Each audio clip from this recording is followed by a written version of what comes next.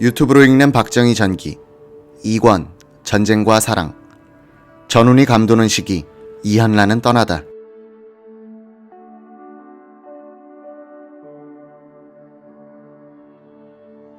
1949년 7월 김재현 6본 전투정보과장이 전보되어 나가고 선임장교 유양수 대위가 소령으로 승진하면서 후임이 됐다. 유소령은 직속상관이던 박정희를 부하로 데리고 있게 된 것이다.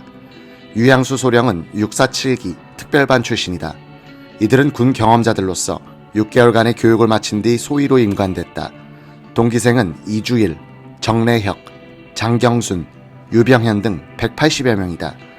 유양수는 생도 시절에 중대장이전 박정희 소령을 만났다.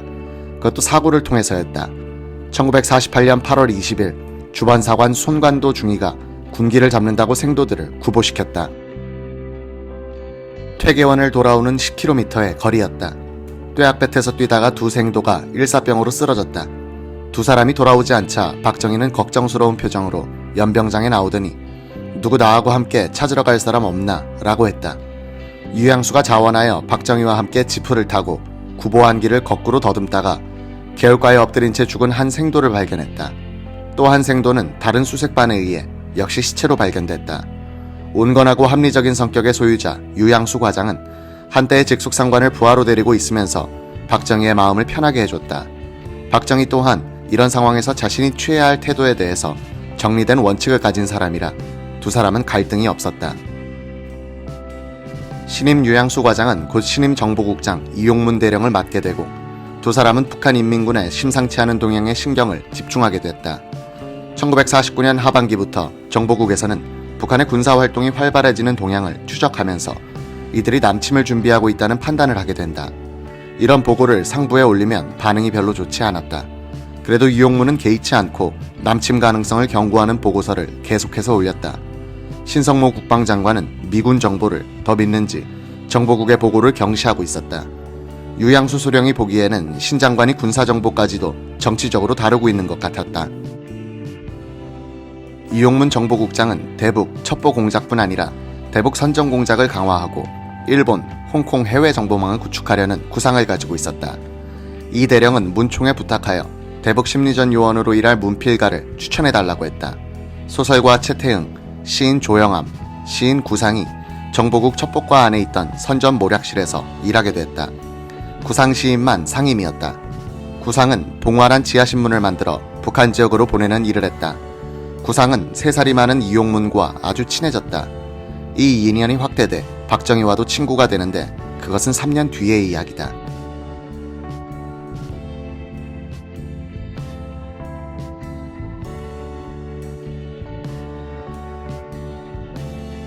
이용문은 일본 공산당이 남로당을 지원하고 있다고 판단, 부산에 특별 방첩대를 설치했다. 기관포를 단 3척의 경비정을 운용하면서 일본으로부터의 영향을 차단하려고 했다. 유양수는 이용문 국장은 사물을 멀리 그리고 넓게 볼 수 있는 특출한 분이었다. 사심이 없으니까 상황을 정확하게 볼 수 있었다 라고 평했다. 이 무렵 아주 흥미있는 인물이 이용문, 박정희 인맥에 끼어든다. 5.16 거사를 준비할 때 장면 정부를 상대로 정보 교란 전술을 구사했던 장태화. 장태화는 이용문의 보좌관이 소개해 이용문을 만났다. 이 국장은 정치 정보를 담당할 문관이 되어달라고 부탁했다. 저를 좀 도와주십시오. 나라가 이제 처음 제 모습을 갖추어가는 단계라 능력 있는 사람이 아쉽습니다. 저 같은 사람이 정보국장 자리에 앉아있다는 사실부터가 부끄러운 일이죠. 잘생긴 대장부의 진심이 담긴 정중한 말에 끌린 장태화는 다음날부터 국장실 문관으로 일하게 된다. 이 무렵 박정희는 여러 장교들이 부탁하는 문건을 대필해주는 일종의 아르바이트도 하고 있었다. 박정희가 보고서를 잘 쓴다는 소문이 자자해 대필 의뢰가 많이 들어왔다고 한다. 남한반장 한무엽 중위가 하루는 관사에 가보니 박정희가 책상에 앉아 무엇인가를 열심히 쓰고 있었다. 한 중위가 뭘 그렇게 쓰십니까? 라고 물으니 박정희는 예의 부끄럼 타는 표정을 짓더니 문건을 슬쩍 보여주면서 말했다. 뭐 나보고 부탁하는데 써줘야지. 이럴 때 박정희가 책상 위에 두고 참고로 하는 책이 딱 한 권 있었다. 일제육군의 교육총관부가 발간한 정황판단. 이 책은 각종 보고서 양식을 소개하고 지휘관이 작전, 정보, 인사, 군수 등 전문 분야를 서로 연계시키면서 올바른 판단을 할 수 있도록 만든 지침서였다. 정보국에 근무할 때 박정희의 머릿속에서 체계화된 정보 판단과 보고서 작성 요령은 뒷날 대통령이 되어 국가 군대화를 추진하는 데 소중하게 활용된다. 1949년 10월 이용문 정보국장은 그때 국지전이 벌어지고 있던 옹진지구 전투사령관으로 전보돼 나갔다. 이용문 국장이 나하고 같이 가자고 해 박정희가 준비를 하고 있는데 명령이 취소됐다. 후임 정보국장은 5.16 때 박정희와 운명적인 관계에 서게 되는 장도영 대령이었다. 성품이 선하고 명랑한데 정치적이란 평을 들었던 장 대령은 전임자와는 대조적이었다. 박정희와는 육군사관학교 간부로 같이 근무할 때 잠시 스친 정도였고 이번이 두 번째 만남이었으나 아직은 친밀해지기 전이었다. 장도영의 나이는 박정희보다 6살이나 아래였다. 장도영 국장은 회고록에서 이렇게 썼다. 상황실에 자주 들러 적정을 파악해야 했던 나는 박정희를 자주 볼 수 있었다. 항상 사복 차림으로 의기소침하게 있던 그를 퍽 가엽게 생각해 때때로 사담도 나누고 때로는 그의 생활에 관한 것도 알아봤다. 이 무렵 전투정보과는 유양수 과장의 지도하에 연말 종합적정 판단서를 만들고 있었다. 연례적인 보고서였지만 북한의 전쟁 준비 상황이 감지되고 있을 때였기 때문에 남침 가능성을 검토하는 데 주안점을 두었다.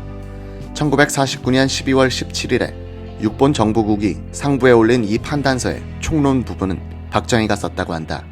판단서는 이런 결론을 내렸다. 1950년 봄을 계기로 해 적정의 급진적인 변화가 예기된다. 북괴는 전 기능을 동원해 전쟁 준비를 갖추고 나면 38도선 일대에 걸쳐 전면 공격을 취할 기도를 갖고 있다고 판단된다.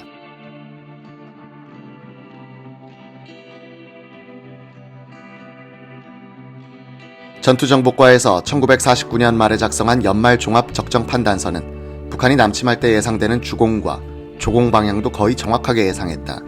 즉 의정부, 서울을 주공으로 삼고 개성, 서울과 화천, 춘천, 서울 남쪽 우회 노선을 조공으로 삼아 남침할 것이며 주문진과 옹진에서 견제 공격을 가해올 것이라고 했다. 이 판단서는 원본이 남아있지 않아 관련자들의 기억에 의존할 수밖에 없다. 김종필은 상황실장 역할을 하던 박정희의 주재하에 북한반의 자신과 남한반의 이영근 중위가 중심이 되어 이 판단서를 작성했다고 증언했다. 김종필의 기억에 따르면 이 판단서는 남침 시기에 대해서 1950년 3월이 될 것이나 동북 한인 의용군의 북괴군으로의 편입이 지연될 경우에는 6월이 될 것이다 라고 정확히 예언했다는 것이다. 그 편입은 1950년 5월에 끝나 남침이 6월로 연기되었다는 주장이다. 이 판단서는 또 소련은 직접 개입하지는 않겠지만 중공은 경우에 따라 직접 지원할 것이다 고 예측했다. 김종필은 판단서의 예측은 나중에 정확무비한 것으로 판명됐는데 박정희 실장께서 적의 작전 참모 입장에 서서 모든 상황을 종합 분석하여 결론을 내린 부분이다 라고 말했다.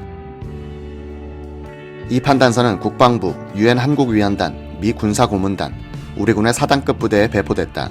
전투정보과는 이 판단서를 기초로 해 군수내부에 대해 설명회도 자주 가졌다.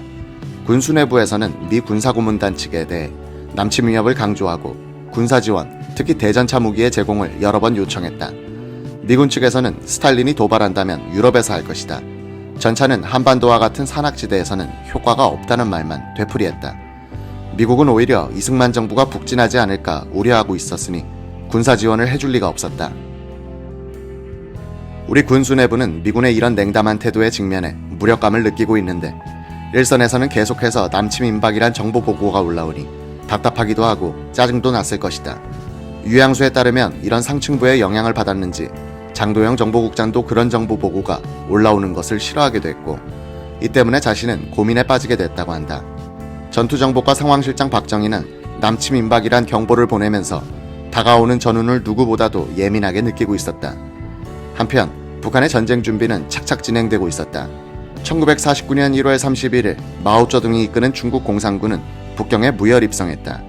중국 통일에 고무된 김일성은 3월에 남침 계획서를 가지고 모스크바를 방문한다.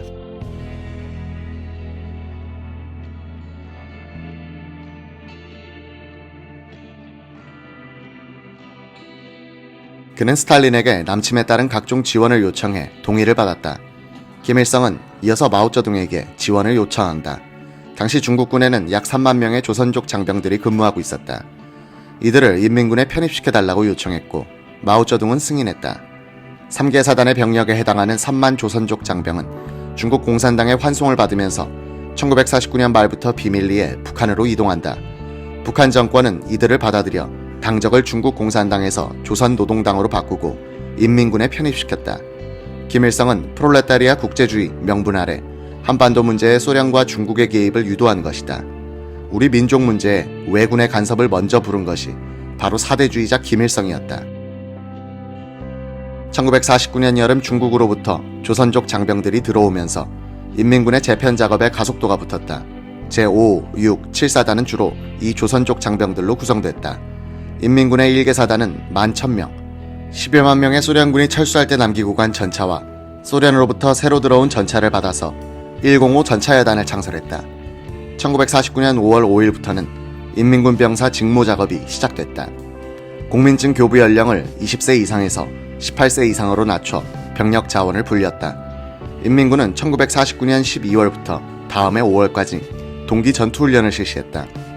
민족보위상 최용건은 6월 1일부터 10월 31일까지 하기 전투 문화훈련을 실시한다고 발표한다. 이것은 남침 준비 작업을 훈련으로 위장하기 위한 전술이었다. 일본 공산당 기관지 아카하다의 평양 특파원을 지낸 하기와라 류오는 6.25 동란 때 미군이 노획한 북한 문서를 근거로 해 남침 과정을 파악했다. 그는 이 과정을 조선전쟁이란 책으로 썼다. 이 책은 북한 자료로 남침 과정을 정밀하게 재구성했기 때문에 6.25 동란이 북한의 남침에 의하여 비롯되었다는 것을 그들이 자백한 셈이 됐다.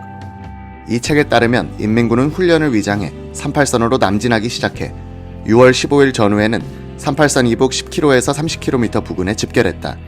이들은 6월 22일과 23일에는 38선 후방 500m에 전개해 공격 명령만 기다리고 있었다.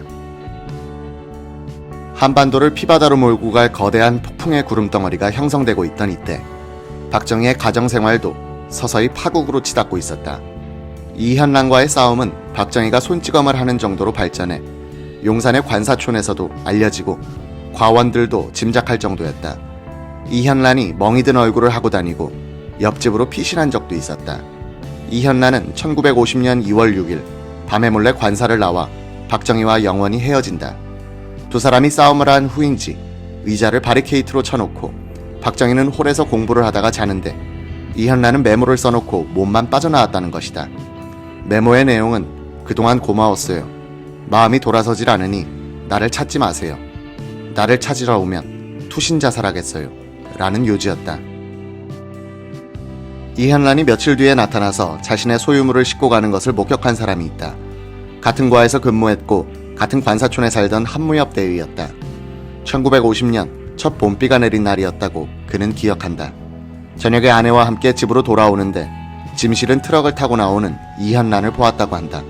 두 사람은 트럭을 가로막고 가면 안 된다 라고 말했지만 트럭이 돌진해 한무엽은 몸을 급히 피해야 했다고 한다.